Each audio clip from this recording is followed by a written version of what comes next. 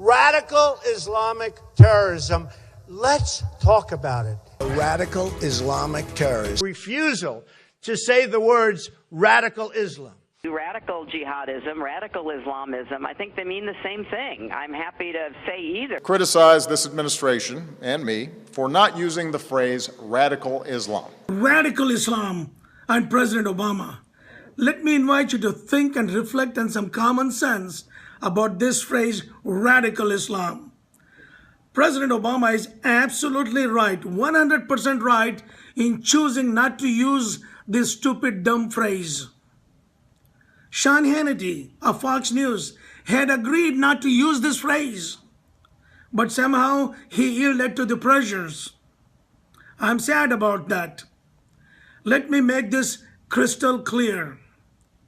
Let me explain how the societies function. In your neighborhood, if a rapist comes and runs around in your neighborhood, every one of you is scared.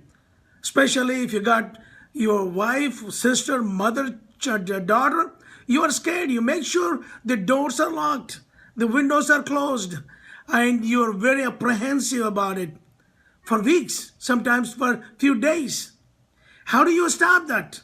When you get that bad guy, everything stops. You take a deep breath and say, thank God that bad guy is caught. The rapist is caught. Now I can live freely, live my normal life, and go in and out of the home. My daughters and my wife can come and go without fear. Isn't that true? Isn't that how it works? Get the bad guy.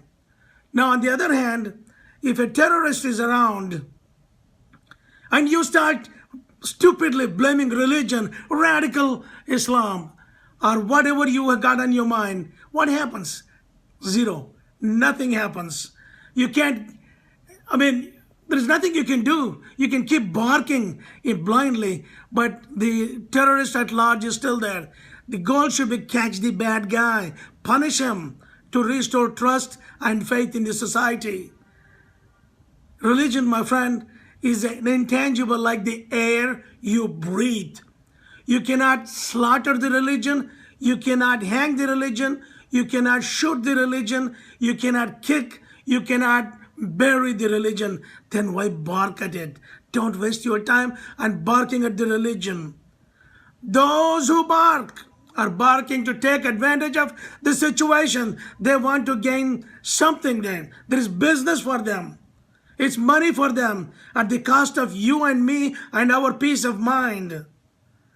We want leaders who work on building societies. That is why President Obama does not want to create any more chaos. It would be difficult to handle when you pit one American against the other. You know what happened in Baltimore. You know what happened in St. Louis. We don't want any of that. And that comes because leaders pit one against the other. We need to come together and build a cohesive America where no American has to be afraid of the other. I hope Mr. Trump listens to me and hears me out. I hope he becomes a builder of America. He makes America, restores its greatness, and not by pitting one Americans against the other, but by hugging every American of all Jews, Mexicans, Muslims, anybody, the African Americans.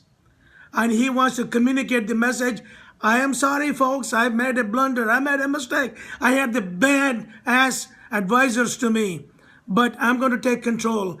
I'm going to make an America beautiful for everyone. No American needs to live in fear. I hope Mr. Trump listens to me and takes on this role of becoming a builder of cohesive America where no American has to live in fear of the other.